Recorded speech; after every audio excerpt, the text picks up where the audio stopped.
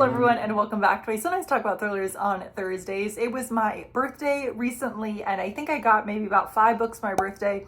And then I was looking over underneath, you can't see it, but underneath my bookshelf in the bottom, I tend to toss books that I purchase or that I was gifted. And then once the pile gets big enough, I like to film a book haul. And it has been a long time since I filmed a book haul, so I think I have about 17 books here. Some are new releases, some are a little bit older. But for a lot of these, I am about partway through and I have some thoughts. So I'll talk about that as I go through them. But definitely let me know if there are any of these that you have read and whether you liked or didn't like them, or maybe if you haven't read them and you're curious about seeing a review. First, and this is not a book, but it is book related, and since this is basically a horror book review channel, I thought it was relevant. But for my birthday, Chris, my boyfriend, got me Creepshow, the suspense building game. We really like board games. Some of our friends are very into board games. Well, he is as well. And this one looks really cool because it's 2 to 5 players and it's a card game where you're essentially using cards to build a horror story. We attempted to play it when we were at a brewery and he gifted it to me, but we'd had a few beers and it didn't go well. So we still needed to attempt to actually play this and give it a fair shot. But let me know if any of you have played it because I think it's such a fun idea for a card game. Next is The Staircase in the Woods by Chuck Wendig. Some of these will look a little bit familiar because I mentioned them in my 2025 TBR, but just books I really wanted to read this year.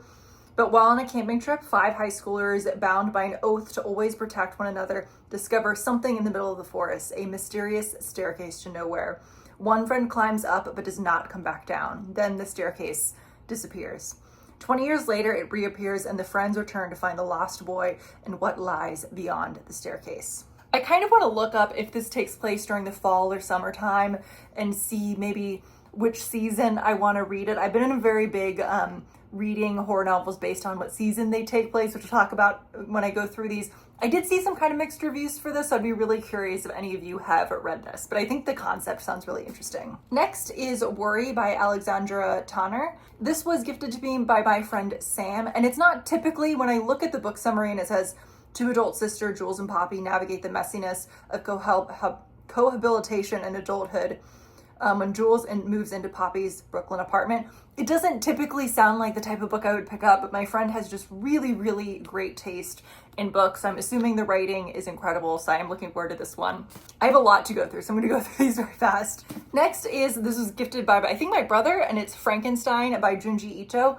Now, I am not necessarily the biggest Frankenstein person, but I saw that Guillermo del Toro's version or adaptation of Frankenstein is coming to Netflix, I think in a few months, maybe in November. And again, I'm not the biggest Frankenstein person, but apparently Guillermo del Toro, and I'm sure like many of you, it's not a unique take to like a lot of his movies. His dream has been always to make Frankenstein into a movie. And I think I saw a quote recently that it was like he wouldn't film it until he was crazy enough or felt skilled enough. And I think this is supposed to be somewhat faithful to Frankenstein. So I'm going to read this kind of in preparation for watching the movie. Next, I love the cover of this. I'm just excited to set it. I just want to set it out just as art. It was really, I should send a photo to my mom and it really disturbed her. But this is Diavola by Jennifer Thorne. And this says, I am a good chunk of the way through this and I'm really excited to post a review about it because I think it's really interesting. But this is about Anna who goes with her family on vacation to a villa in Italy. She's in her earlier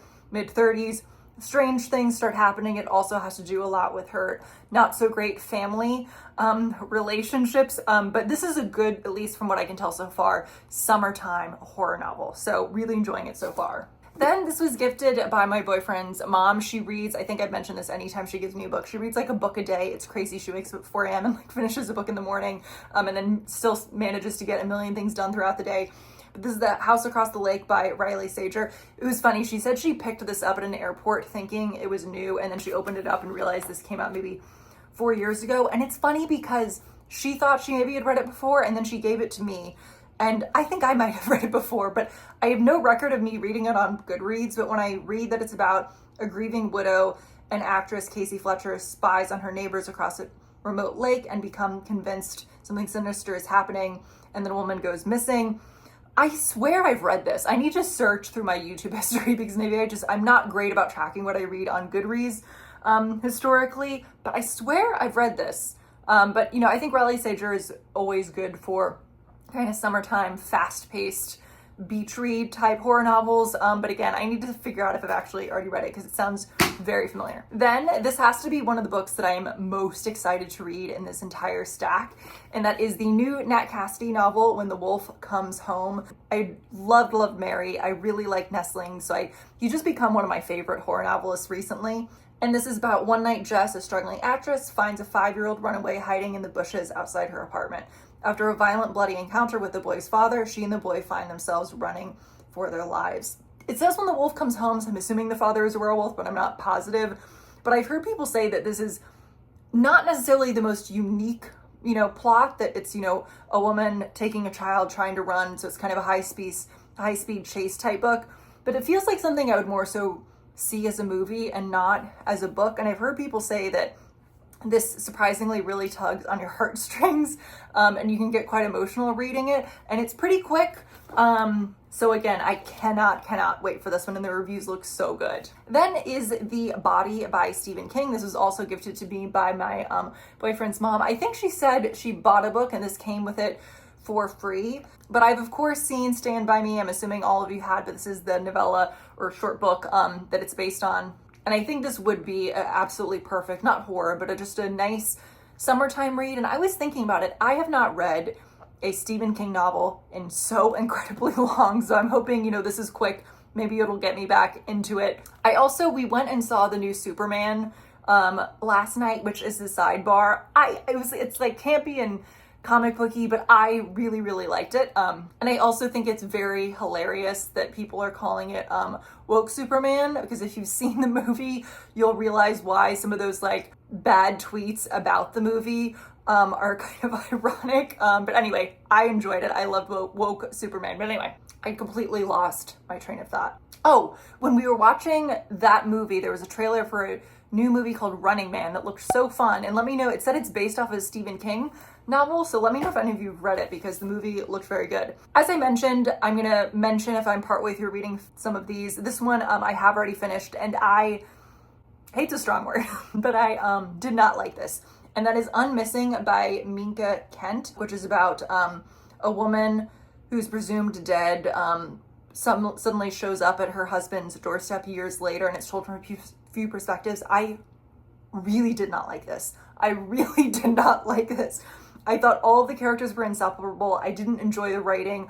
I thought the plot was absolutely absurd and not in like a fun, campy way. It just felt really, it just didn't feel realistic, and not, again, in a fun horror thriller way. I don't know. Donating that one. Then is The Salt Grows Heavy by Cassandra Khaw. This one had been on my TBR for a while, and this is about a mute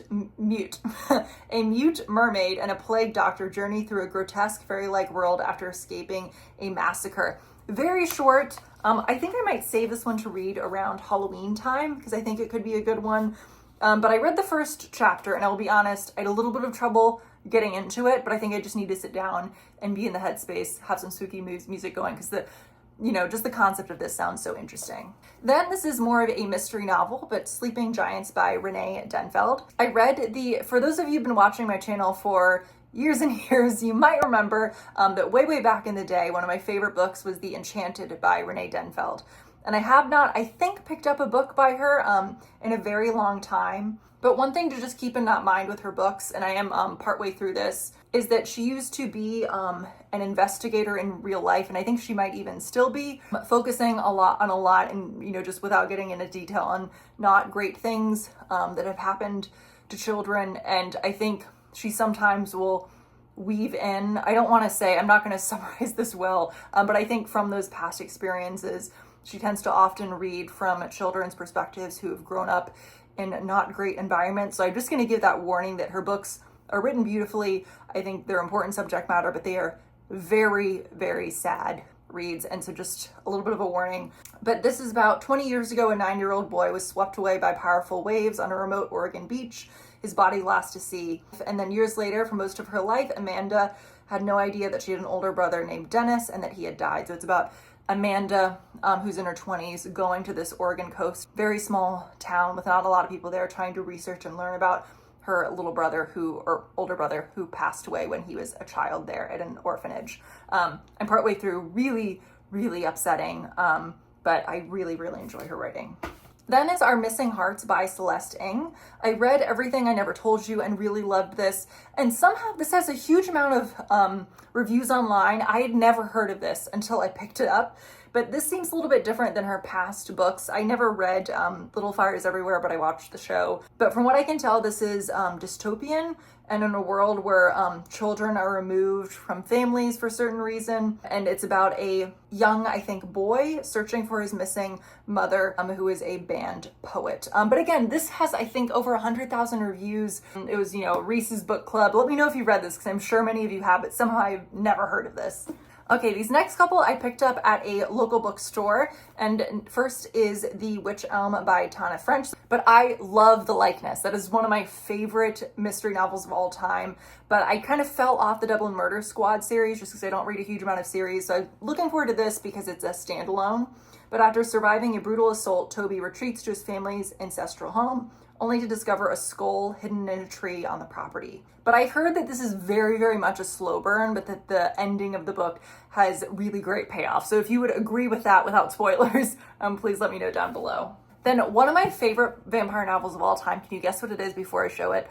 I realized I don't own, and I love it so much, so I just need to own it. I don't know that I'll ever reread it because it is so long, and since I review books, I don't tend to love to reread books and spend time doing that, but maybe you can already guess, but that is The Historian by Elizabeth Kostova. But oh my gosh, the experience of reading this, the dread, it made me really think that I was like, okay, vampires are real, I guess they are. But no book when it comes to vampires has hit me like this since.